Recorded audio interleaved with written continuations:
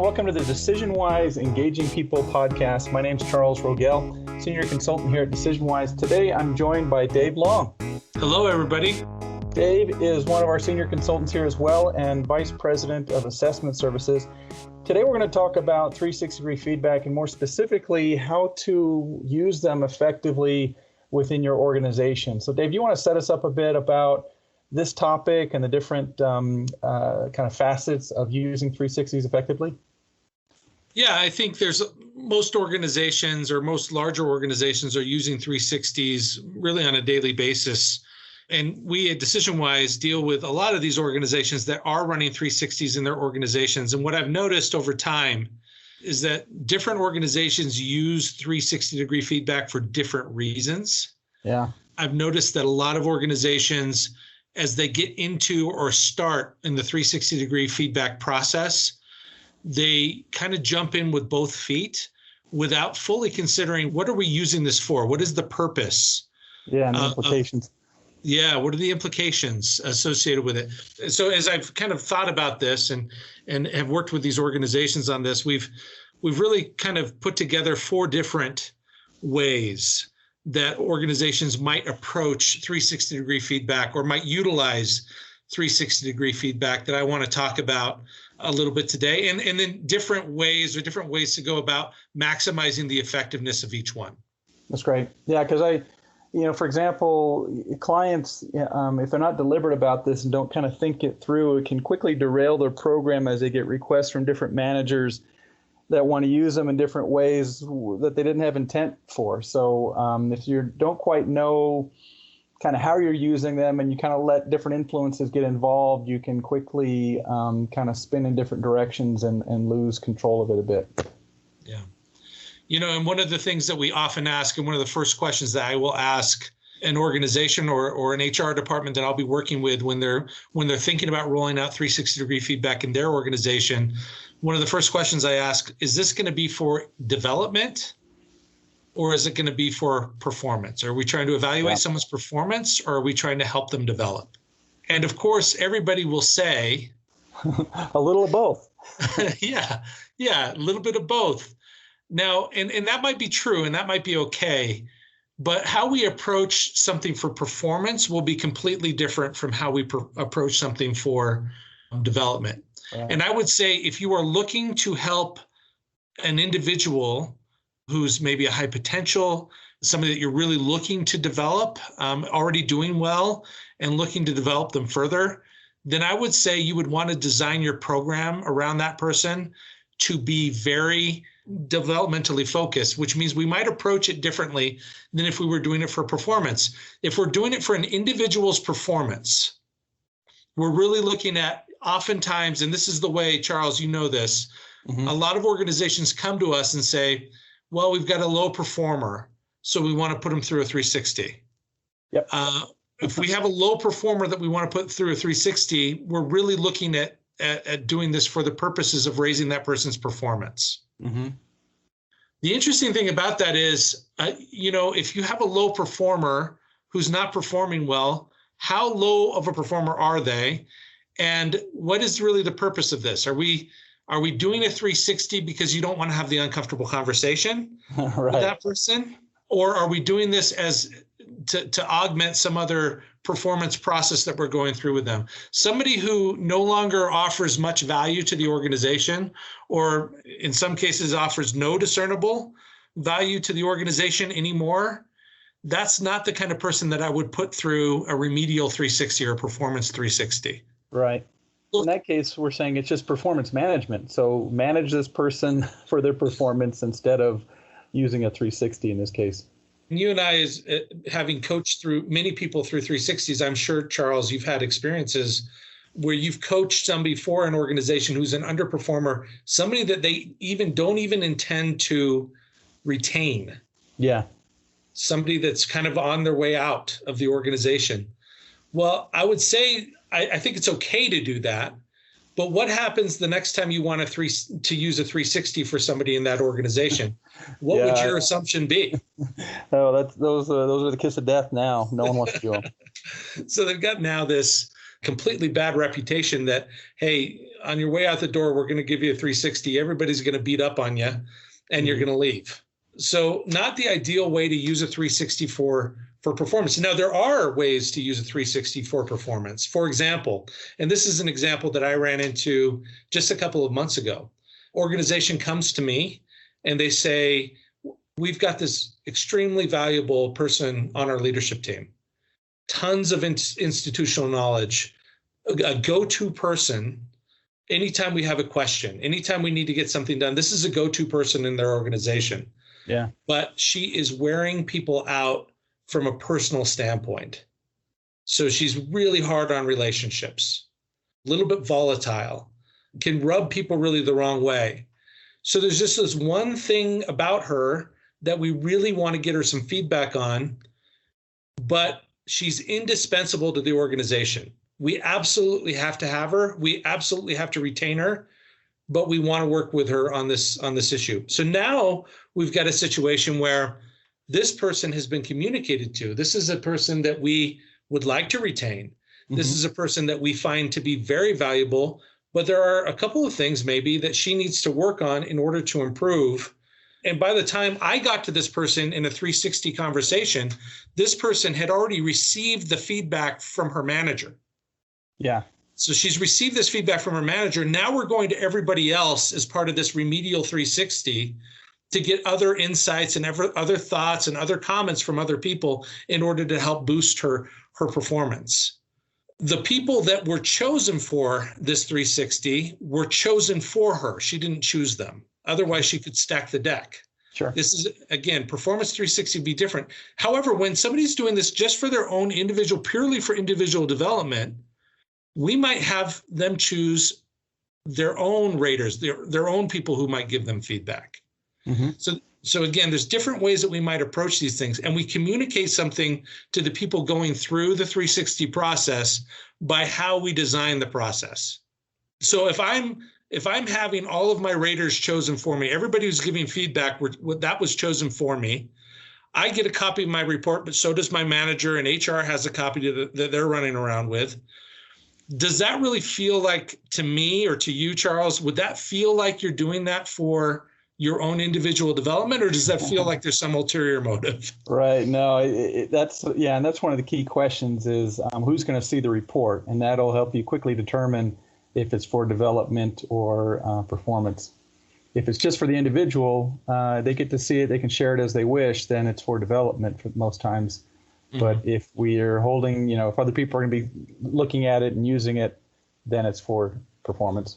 It definitely feels like it's for performance. Even if the organization communicates that, they're communicating something different through their actions. And so this individual who's going through this says, well, this is really a performance rating for me. They're going to approach this differently than they would otherwise. One of the first questions that someone asks me when I'm coaching them on a 360, oftentimes is, who else is going to see this report? Yeah.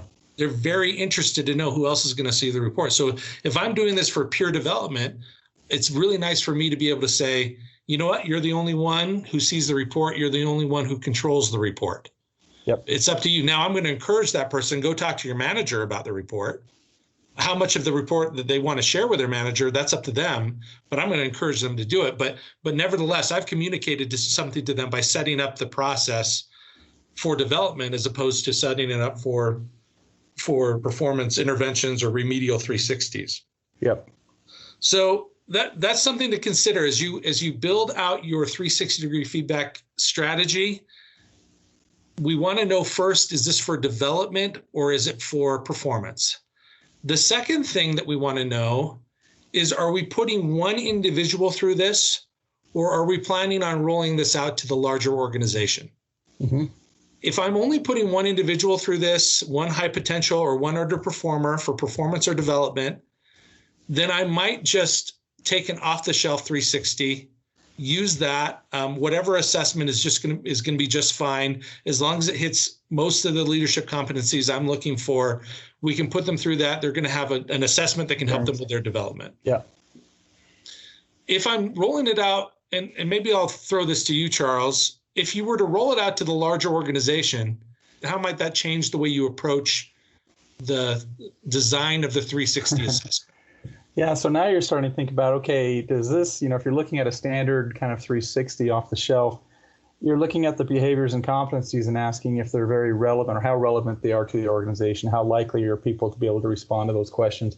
And so you probably want to customize, and you might have a set of values or a strategy that you're striving for, certain leadership behaviors that you want to implement.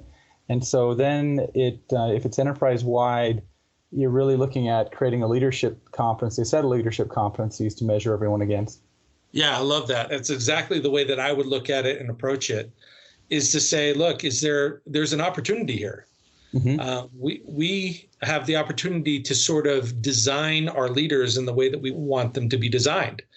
In other words, we're setting an expectation with the 360 that goes out there. If I'm sending this out to all of my director level or VP level leaders in the organization, then I have an opportunity to say, this is the expectation, this is the standard of leadership that we have in the organization. We're not taking this off the shelf at this point. We're saying, look, these are the critical competencies that we want our leaders to exhibit in this organization. We want them to develop in these areas.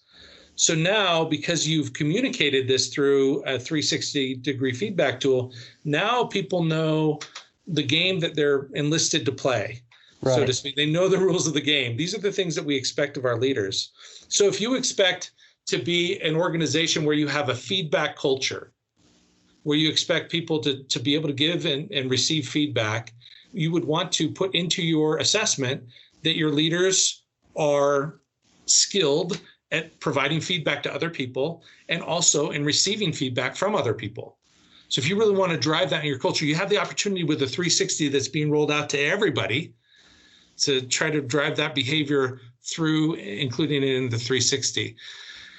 Likewise, that's for organizational development, we might call it. For organizational performance, we might look at, is there a way for us to use 360 or multi-rater feedback in our performance review process? Most organizations have a performance review process where they get feedback from somebody, writes sort of their own assessment of how they've done over the last year. If I'm going through the process, I might say, here are some of my accomplishments, here's some of my goals, here's what I still need to work on, and here's what I think I'm doing well.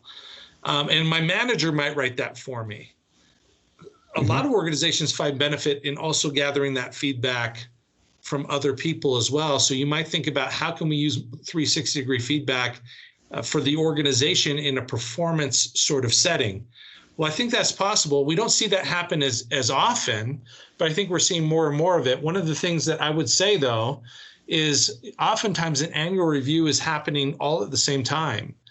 So, and it can be a lot of work for managers and individuals. So if you were to attach a multi-rater piece to your performance review, you might think about making a much smaller assessment. Yeah. You might think about doing more observable behaviors, things that we can see. So if I'm interacting with Charles, I've seen Charles do these things, and therefore I can put them into a performance rating so that we're sure that we're not getting too far into the soft side. Whereas with the development instrument, yeah, we're okay being a little more ambiguous. Right, and it's a little bit more comprehensive. You can measure several factors. Performance, if you're doing this all at one time, or you're trying to get all the data, around a central performance review date, then you're kind of limiting the number of raters so you don't have everyone involved taking, 10 surveys at once. And you limit the questions a bit too, more concise.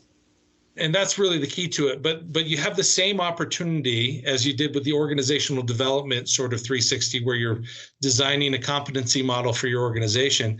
You have that same opportunity to kind of name the game a little bit with the people that are going through this. What are the competencies that you want people to be working on in your organization? Now, it's going to be, just like you said, a lot simpler, maybe only a couple of behavioral statements to describe them, but put those into a performance 360 that are critical behaviors in your organization that you want people to work on. You can do that here as well. So it's a real opportunity. If we take a step back, oftentimes organizations will come to us and say, we want to do 360s. And very often, they either want to do it for performance or for an individual. It's also an opportunity for them to step back and say, are we only doing it for an individual or a few individuals? Or is there a larger purpose that you want to utilize your 360s for, either in performance or development? Do you want to attach it to a leadership development plan? Do you want to attach it to an annual review process? There's an opportunity now. So that changes our starting point. So at this point, if we're saying, look, we want to do this for the whole organization, now we might want to take a step back and say, well, do we really want to use an off-the-shelf 360, or do we want to get into some competency development with your organization in order to really define what we're looking for from our leaders and from everybody else in the organization? Yeah, because it begins to be kind of the starting point for development. You look at the group results, you can see maybe opportunities or programs that you want to implement around communication or right. Delegation, or any number of different behaviors that you're measuring. You'll have some good data to work with to make those decisions. Right. Absolutely. Yeah, that's a really good point about the data, because if you're running everybody through the same assessment, now you can get some aggregate data. Where do we have training needs in the organization? Mm-hmm. Where do we have, we want everybody to be strong communicators, as you said. Well, is everybody a strong communicator, or do we need to provide some additional training and development around communication? Is there some broad initiatives that we can take to see where people are lagging behind a little bit, and see if there are ways to kind of improve the whole organization in some of those skill areas? This is a really good point, is now we can collect the data and view it in aggregate and really make decisions on development of people in the organization based on that aggregate data. Good point. Great. Well, Dave, how do we want to kind of conclude here? What kind of final words do you want to share about using 360s organization-wide? Well, what I would say is anytime kind of 360s come up as part of the development process in your organization, I think it's a good opportunity for you to step back and say, how broadly do we want to use these, and set the right expectations in the organization with the process that we use to implement these, so that we do not cut off our ability to use them in the future. Yeah. If we come in with the guns blazing and do the remedial 360 on the low performers to start with, then people are going to become pretty leery of the process going forward. You'll probably never be able to use it for development at that point. It's just taking a step back to say, okay, if we do want to use this for an underperformer, is there a way for us to kind of say, look, let's use this for an underperformer, but let's make this as part of a larger cohort. So some people are going through this for development, but obviously we'll have one person that's kind of going through this for the purposes of raising their performance. And that way we can kind of make sure that we're not getting a bad name for 360-degree feedback in the organization, and we're approaching it the right way based on our long-term goals for the organization. We can really do a lot of good with 360 in the organization if we really approach it the right way and communicate safety and communicate development and communicate all those important things that you're looking for from a 360 through the process we take and the approach that we take in our organizations. Excellent. Well, great. Well, Dave, thank you very much. Very informative. Thanks everyone for joining, and we look forward to having you join us on a future podcast.